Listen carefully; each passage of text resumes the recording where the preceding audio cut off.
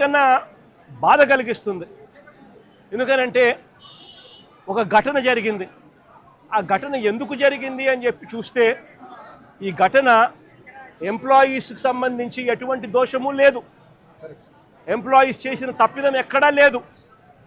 మరి ఘటన ఎలా జరిగింది అని అంటే ఈ లిక్విడ్ మెటల్ అనేది ఏదైతే ఉందో అది బకెట్లలో పోసి ట్రాన్స్పోర్ట్ బకెట్లలో పోస్తూ ఉన్న ఈ లిక్విడ్ మెటల్ ఏదైతే ఉందో ఆ లిక్విడ్ మెటల్ అన్నది పొంగి బ్లాస్ట్ అయ్యి దానివల్ల చనిపోవడం జరిగింది.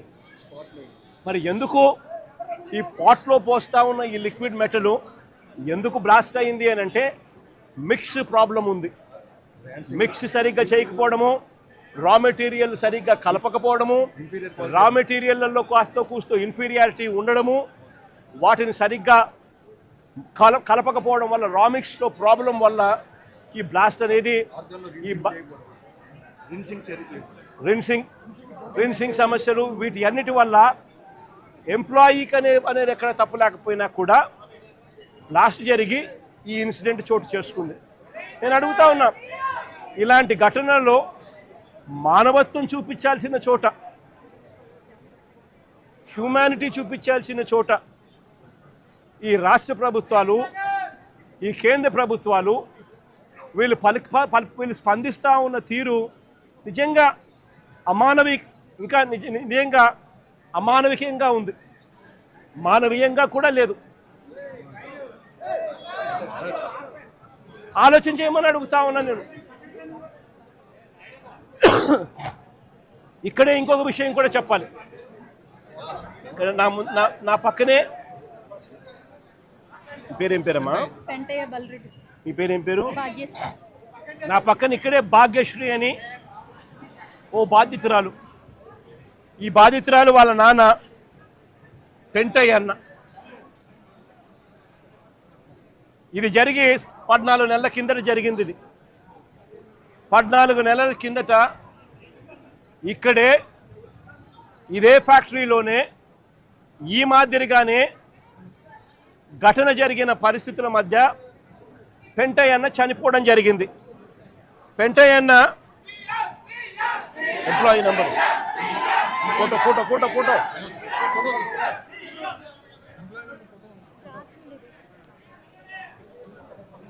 ఈ పెంటయ్య అన్న ఎంప్లాయీ నెంబరు 124185.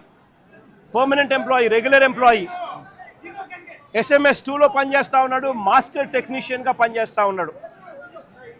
చనిపోయింది 1/4/2025. 1/4/2025 1 ఏప్రిల్ 2025 చనిపోయాడు. నేను అడుగుతా ఉన్నా, ఈ పెంటయ్య అన్నకు కూతురు,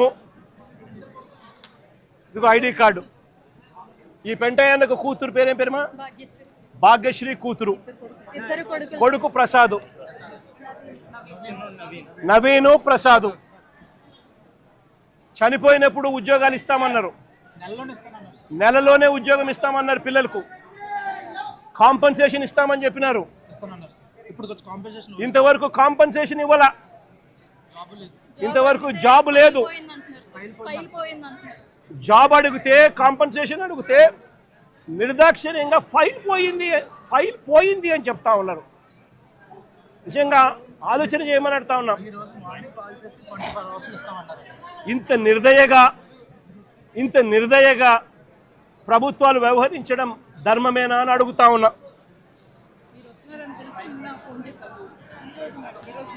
సిమిలర్గా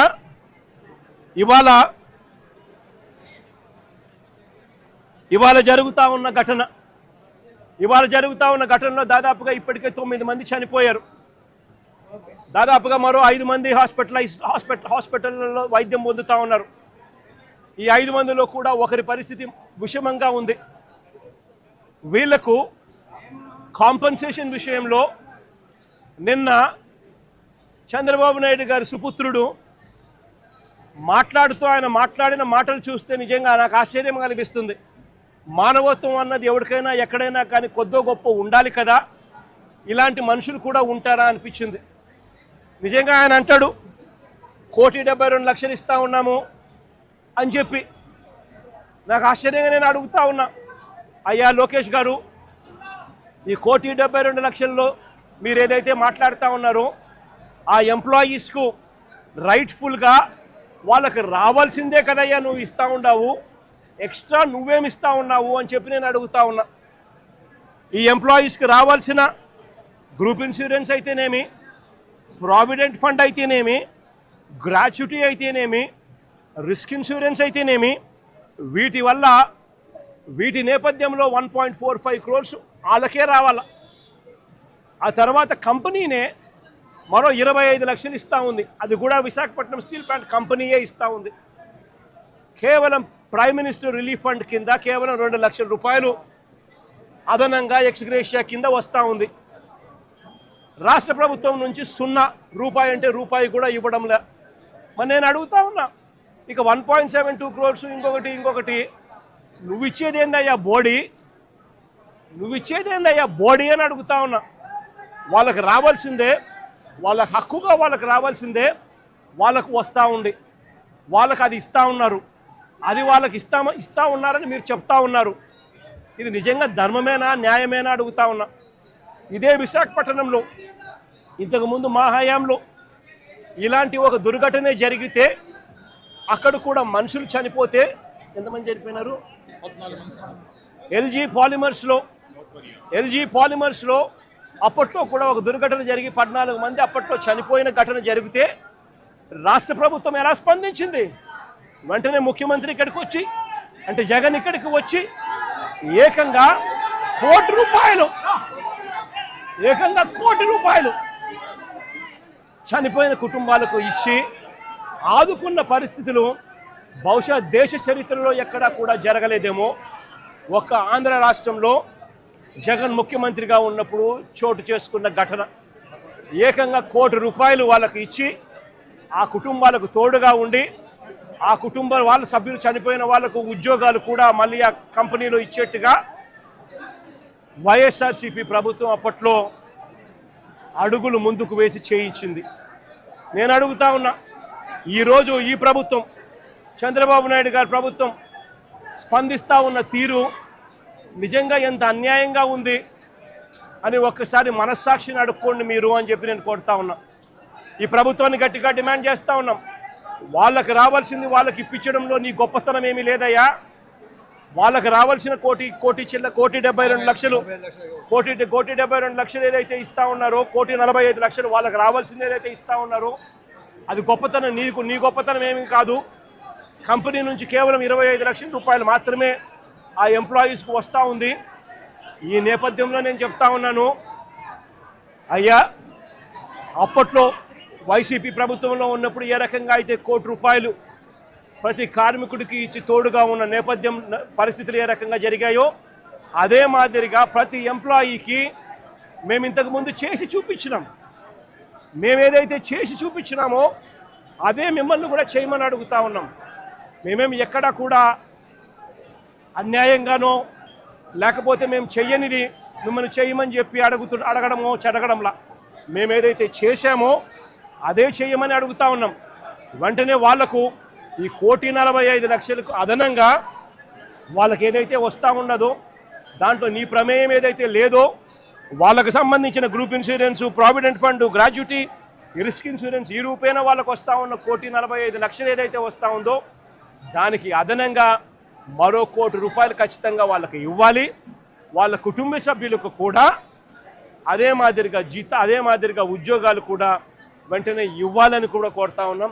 అదే మాదిరిగా నా పక్కన చెల్లి భాగ్యం ఇక్కడే ఉంది. వాళ్ళ కుటుంబం కూడా ఇదే మాదిరిగానే సంవత్సరం 14 నెలల కిందట 14 వాళ్ళ భార్య ఇక్కడే ఉంది. 1/4/2025లో చనిపోయిన పెంటయ్యన్న కుటుంబానికి కూడా ఇదే ప్యాకేజ్ కూడా వాళ్ళకు కూడా వర్తింపచేసి వాళ్ళ కుటుంబానికి కూడా ఇదే మాదిరిగానే ఆదుకోవాలి అని చెప్పి రాష్ట్ర ప్రభుత్వానికి, కూటమికి ఇద్దరికీ కూడా గట్టిగా వీళ్ళిద్దరికీ కూడా చెప్తా ఉన్నాం. మరీ ముఖ్యంగా చంద్రబాబు నాయుడు గారికి, మరీ ముఖ్యంగా రాష్ట్ర ప్రభుత్వానికి, ఎందుకంటే బాధ్యత రాష్ట్ర ప్రభుత్వం కాబట్టి వెంటనే చిత్తశుద్ధి చూపండి, ఎంప్లాయీస్కి తోడుగా ఉండండి. మీరు కూడా అసెంబ్లీలో వైఎస్ఆర్ కాంగ్రెస్ పార్టీ తీర్మానం చేసినట్టుగానే మీరు కూడా ప్రైవేటైజేషన్కు వ్యతిరేకంగా అసెంబ్లీలో తీర్మానం మేము చేసినట్టుగానే తీర్మానం కూడా చేసి కేంద్రానికి పంపి ఇది జరగకుండా కూడా ఆపే కార్యక్రమంలో చిత్తశుద్ధిని కూడా చూపండి అని చెప్పి కూడా గట్టిగా వీళ్ళందరికీ కూడా కోరుతా ఉన్నాం. ఇదొకటే కాదు, మేము ఇంత అడుగుతా ఉన్నా కూడా చంద్రబాబు నాయుడు గారి ప్రభుత్వంలో ఎక్కడైనా మానవత్వం లేక ₹1 ఇవ్వాల్సిన చోట వాళ్ళకు ఇవ్వని పరిస్థితి ఎక్కడైనా ఉంటే మాత్రం ప్రతి బాధితురాలికి ప్రతి బాధితుడికి చెప్తా ఉన్నా, ప్రతి అక్కకు ప్రతి చెల్లెమ్మకు ప్రతి బాబుకు చెప్తా ఉన్నా, బాధపడాల్సిన పనుల కొంచెం ఓపిక పట్టండి. దేవుడి దయతో మన ప్రభుత్వం వచ్చిన వెంటనే ఒక నెల తిరక్క మునిపే ₹1 రాష్ట్ర ప్రభుత్వం తరఫు నుంచి వీళ్ళకి ఇచ్చి ఆదుకుంటామని చెప్పి ఖచ్చితంగా చెప్తా ఉన్నాం. అందులో మీకు కూడా ఉంటారు తల్లి, అందులో మీ కుటుంబాన్ని కూడా ఖచ్చితంగా అది వర్తింపజేసేట్టుగా కూడా చేస్తామని కూడా చెప్తా ఉన్నా. కాబట్టి అందరం కూడా మానవత్వం చూపాలి అని చెప్పి, మానవత్వం చూపుతూ ఆదుకోవాలని చెప్పి ఈ రాష్ట్ర ప్రభుత్వాన్ని గట్టిగా కోరుతా ఉన్నాం.